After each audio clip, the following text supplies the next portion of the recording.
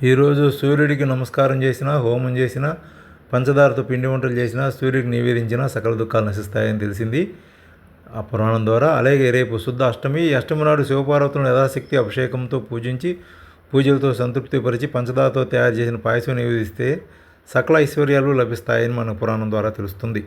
విరూపాక్ష విశ్వరూప సదాశివా శరణం భవభూతేశ కరుణాకర శంకర హర శంభో మహాదేవ విశ్వేశామరవల్లభ శివశంకర సర్వాత్మన్ నీలకంఠ నమోస్తుతే.